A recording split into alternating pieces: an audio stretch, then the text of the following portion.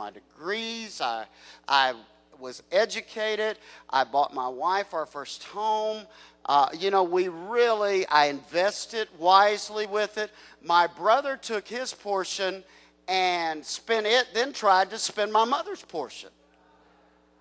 See, I mean, you just got those in your family. Don't you? I hope some of you do. It helps you to understand those crazy ones in your family. And it helps you to develop grace, and it helps you to come to know the Lord. And then he came so into the Lord. Well, I could be an older brother, or I could be rejoicing over our inheritance that would develop. So in it, I've gone through a lot about it. I've written a book about it. I've written several things about it because it's been my lifelong journey. But here was the issue. I enjoyed traveling and helping others with their portion. And I didn't want to get back into the land thing. I mean, Pam and I gave away our first home. I mean, it was really an interesting journey God's had me on. And then we had a beautiful place out on 7 acres that we raised our kids for most of the time. And then all of a sudden, the Spirit of God, I got up one morning and the Spirit of God said, I want you to buy your wife a home. I was very much like what Bishop was saying. Now, I'm saying these things for a reason tonight, because if you don't shift now into a new place of moving, you're going to miss a lot of what God has for this season. And so I get up one morning and God said, I want to buy your wife a home. I had gone so long without one penny of debt, managing everything, raising kids, doing everything. I didn't have the money to buy my wife a home, and that's what God said. And he wasn't speaking debt to me at that time. And we went to church that Sunday, and it just kept grating on me. So I took everything Pam and I had, and I gave it that Sunday. There was a guest speaker there from somewhere, Mexico or somewhere, and I gave him a check I had. He went back. He was just trying to raise money for a roof on a building, and he had enough practically for the building. And I said, now, Lord, you're going to have to do that. And I was sort of like Bishop. Evelyn kept bending over and saying, Bishop didn't ask me if he could give that either. Bishop didn't ask me if he could give that either. Bishop didn't ask me if he could. I didn't either. I knew I was supposed to do that. And so my mother had been visiting where she was from, and she came back, and on Monday she called me, and she said, listen, when I went back to East Texas this week, I knew no longer was I to hold on to one piece of land she had remaining. And she said, you won't believe this, but I sold that piece of land overnight, and here is your portion, and before I give it to you, I heard the Lord tell me you need to go buy your wife a home. Now hear me, when you don't move in faith in a new season, you miss the journey and all of those events God has for you, all of what he's establishing for your next season, all what he's doing for you in the next season. You miss all that because you're so familiar with the way you're seeing in your last season. You're so familiar with the way you're hearing in your last season. You're so familiar with the way you're giving in your last season. See, all of a sudden you miss what's going on. Now what God has had us do with that land is get the land, but then establish his pattern from the Word. We've had 2 huge tent meetings. And the bathrooms that we've gotten, the porta potties, have cost more than the tent. I mean, because it's me. I just don't want regular porta potties out there. I'm not a trench type, And so,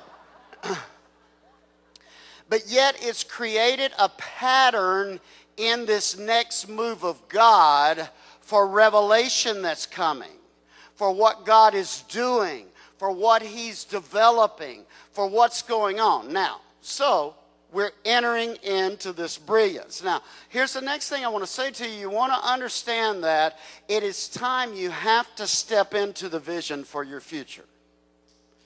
Because your future is here. And I love Bill's word because some of you are so weary from the last season, you're saying, I'm not sure I have the strength to make the step. That doesn't matter. The future is here. Just sort of kick your feet loose. You're going to have to take a step tonight. We have to take a step because if we don't take a step of faith, we're not going to have vision. Now, that's how vision works. If you don't make some new step, you don't have vision that you need for the future. Does that make sense for you? And when you come to places like this that's connecting the prophetic words that have been spoken through the generation, you can't take it for granted that all that will manifest till you step into the future of the manifestation. Look at somebody and say, I'm stepping into the manifestation of my promise.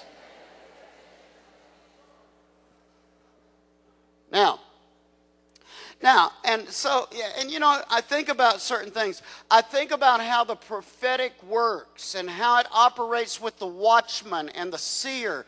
This is a season of seeing, so I'm not going to use a lot of overheads, but I want to tell you something. Let's just take one example. Jeremiah prophesies. Then God tells him, go buy a field. Prophesies how everything's going to get destroyed. Then God tells him, go buy a field. See, you can't lean on your own understanding or what the world is invading your space with in its plan. See? So Jeremiah prophesies this incredible prophecy about what's going to happen in Jeremiah 25, and that the people will go into captivity. God says, buy a field. And then he says to Jeremiah, is anything too hard for me? Because Jeremiah reminds him of what he said. See, God says things, and he wants us to move by faith, not just reason why it shouldn't be happening, or reason the way that we think it should be happening. See, and you sure don't want to go into that in a 10-year season that is linked with vision manifestation. Everyone say vision manifestation. It doesn't matter how old you are. It doesn't matter how young you are. There is a vision manifestation that is going on in your life right now. And the way you're moving by faith in it is unlocking your future. All right? Now, in the midst of it, and remember then, 70 years later, Daniel uncovers this word that Jeremiah prophesies. The minute he uncovers it, he goes into intercession. This is how watchmen work. See, a watchman is a combination of a prophet, one that has heard or seen, but they're also watching after the word. They're watching to see what has been said manifest, so it's going to force them to have to stand in the gap of how things didn't manifest in the last season. So see, watchmen are connecting the past with the future. And that's very important to understand watchmen. Because watchmen have to understand the word that has been spoken so you can prophesy again. See? See, if you don't get that, it wouldn't be good. You wouldn't be getting what you need at a watchman gathering. Because, and it's that concept of understanding that fills the gap of what we're about right now as we enter this new season. And remember then, once Daniel began to reconcile this thing in prayer and intercession, Cyrus, the government, all of a sudden kicked in, and they were ungodly. See, we keep trying to change the government from their system instead of using our prophetic movement to create a manifestation that causes them to favor us.